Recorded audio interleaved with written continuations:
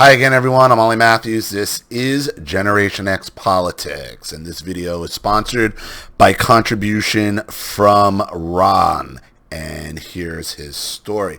And this is a subject I've tackled a few times on the channel in regards to narcissism. But I read the first line and I figured, and I looked at it. When I read the first line, I'm like, okay, this is something that definitely I can incorporate into the politics side of the channel. And here's the story. Hi, Ollie. I just made a contribution to your PayPal. I'm sending you this letter because I would like to get your opinion on alcoholics and people who are constantly encouraging others to have a drink in order to have a good time. Now, I have tackled, like I said, I have been on this subject about alcohol since pretty much day one of the channel. Knowing, if you know my history, knowing my mother, i.e. Drunky the Fuck Clown was her name when she was alive by me. I have a less than zero tolerance level for alcohol. For alcohol, alcoholics, alcohol culture, bar culture, the whole, we can't do a fucking thing unless I got a beer in my hand and I can tell everybody about it and yell about it and talk about it and scream about it and then act out like a fucking asshole all night, not remember it, throw up all over everybody, and then insist the next week we do it all again and I don't have a fucking problem. That, I believe, is where we're going with this. And who do we have to thank for that? Now, alcohol has been around since, the beginning of time, since they've been able to ferment it. It goes back before Jesus, turning water into wine. But societally, being a fall down, stinking drunk was always something looked down upon. It still is, to a certain extent. But the culture that you're talking about, the I can't do anything without a drink in my hand. And listen, not that drinking hasn't been a part of American culture for a very long time, and especially in entertainment. When, people are on talk shows smoking cigarettes, they walk out with a drink in their hand. Okay, social, but they're not fall down, screaming drunk, yelling on Johnny Carson, throwing their glass, getting into a fight with audience members. No. That behavior, that openness, that debauchery, you can lay at the feet of who you can lay most of the societal problems on right now, your baby boomer. Your baby boomer in the 60s, free love, dive in the mud, drinking drugs and sex. So much goes back to them. So, on with the story. Let me give you my backstory. I was raised by a single mother in the housing projects. Check. My mother is a 2-time domestic violence survivor. Okay. She was emotionally abused by her first husband and physically abused by her second, now ex-husband, who is my father. My father was also an alcoholic and is now deceased. I have an older brother and sister from my mother's first marriage. I am the only child from my mother's second marriage. My mother left my father when I was 4 months old. So luckily I didn't have to witness the abuse that my two older siblings had to witness. Well, at least she had the good sense to get you out of there, because I was afraid this was going to be another single mother seeking dick and attention, putting the needs of her vagina ahead of the needs of her own children. So let's move on. My mother is a loving and caring person, and she has never been in another relationship after leaving my father. Okay, that helps. But because of the trauma that my older brother and sister had to witness at the hands of my father and their father, they both have a lot of anger issues and are nasty drunks. The idea of having a good time is to drink, yet they become emotional train wrecks once they've had too many drinks. They all do. They all do, and they all think they can handle it. And they all say it wasn't that bad. Or they all say, oh, I got it under control now. I hate it. I hate alcohol. I hate it. It's poison. I mean, you got to understand, when you drink alcohol, you are literally putting poison into your body. All these foreign substances you put in, all of them, your body spits it out within 12 to 72 hours. Gets it out, because that's how the human body is designed. Except for one.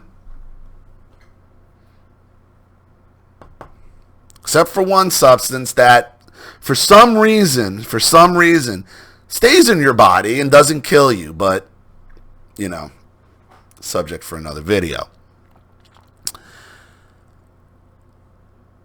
For the life of me, I never understood why someone would have a few drinks if they know it's going to put them in a bad mood. Because they don't believe it. Because they don't, look, they are controlled by that substance. Okay? They're controlled by it. You try to take that substance from that alcoholic, from that addict, they're going to react viciously and violently. You can't help a person like this unless they want help themselves. You can't force it upon them. I've almost come to physical blows with them throughout the years because of how they get when they're drunk. I have plenty of nasty drunks on both my mother's side and father's side of the family. Because of this, the thought of having a drink, let alone getting drunk, is a major pet peeve of mine. I try to avoid family functions because there is always an instigator in the midst who has to stir the pot by bringing the alcohol, knowing they are nasty drunks in my family. Ollie, I have enough stories about my family to create my own soap opera. My main issue is with people who try to encourage other people to have a drink at a party or social gathering, not knowing what type of person they will become once they have had one too many drinks. In a lot of cases, they already know how they will act, which is a major red flag for me. Right. Okay, let me finish out. There have been scenarios where I would meet a friend or two at a pool hall, restaurant, etc. They would offer to buy me a drink or several drinks, knowing that I would have to drive back home and could be easily pulled over by the police or get into a car accident. They would try to get me to have a drink, right? Because these are people who are trying to sabotage you. Because they know in their heart of hearts they're poisoning themselves, they're sabotaging themselves. And this is what the narcissistic sociopath does. They want to take everybody down with them. Everything they will use, usually, and through drinking, this is like another form of mild gang stalking, social pressure. It's the same thing that BLM and Antifa does when they're screaming, raise your fist. It's the same type but it's like more of a soft, friendly bullying. But this is manipulative. See, these are people who want to see you destroy yourself. The alcoholic pushes the drink on you because they know it's poison, they know they're destroying themselves, and they don't want to go down alone. They want to drag you down with them. What does that sound like? Sounds like another form of what? Cultural Marxism, communism, leading to societal narcissism, where we're at. All these factors, all of these are key ingredients to how we got to where we're at today.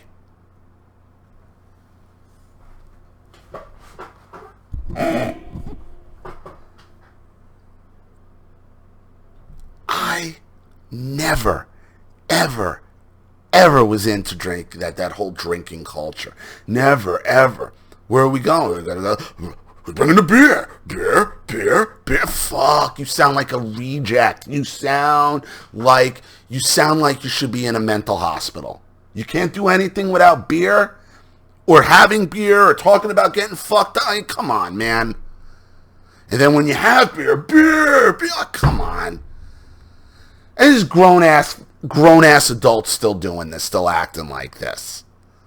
You see grown-ass men and women in their 30s, 40s, 50s, and 60s in some of these places acting the fool, acting like this. And what Ron's saying, it never changes at home with these people. Shit, man.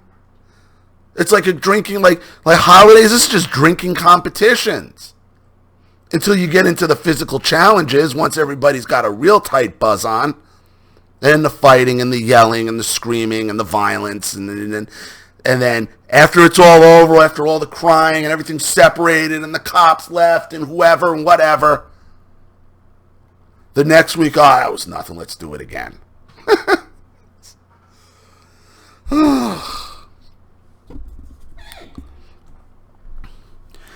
Over the last few years, after doing research into narcissism and learning the difference between overt and covert narcissism, I finally realized that a lot of my so-called friends, associates, and extended family may be covert narcissists, and alcohol is their tool to create chaos among other psychologically damaged people. You got it. Exactly. That's exactly what I was saying. Ollie, I would really like to hear your opinion of the matter, and the narcissist. Keep up the great work, and you're definitely helping a lot of people. Sincerely, Ron.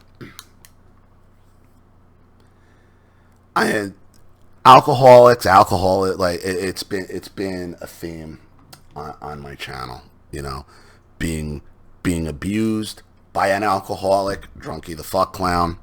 You know, I have a real disdain for it. For alcohol, for the culture. I don't like alcohol. I don't like the way it tastes. Like, I don't like any of it. Like, if I drink, I'll have a White Russian. I like White Russians. I like Jameson. I'll have a couple shots of Jameson. But that's it. After 2-3 drinks, I get a nice little buzz, and 40 minutes later, I get, like, I just get shit. I start feeling shitty. Like, this sucks. So I got to drink more of this to avoid not feeling like this. And then I'm just going to get to a point that I'm going to drink so much of it that I'm going to feel shitty anyway and then get sick afterwards. Who does that to them? Like, why? I mean, I know why. Because people are hurt. People are broken. People are trying to escape things. But the people you're talking about who are obsessed with this culture and are obsessed with getting as many people with a drink in their hand as possible, they're damaged people. They're covert narcissists, and they know they're destroying themselves. And all they want to see is you destroy yourself too. And who do you got to thank for that? Who's the one who really kicked open the door for this alcohol culture? Thank a baby boomer. Thank a baby boomer. So I hope that helps. Thanks so much, Ron, for your contribution and your story. I really appreciate it. Thank you to everybody watching. Please leave any opinions or advice in the comment section below. And again, if you want your story read on the channel, you have a topic you'd like me to cover, a narcissist you'd like to expose, or you just like to make a contribution to the channel in general to keep it supported, growing, and successful, because this channel survives 100% on contributions from all of you. Without you guys, all of this goes away. So if you like what you see here and you want to see more videos like this, you know what to do with the PayPal and email links in the description box. Also, you can set up a Skype or phone call with me as well. I'm Ollie Matthews. This has been Generation X Politics. Take care.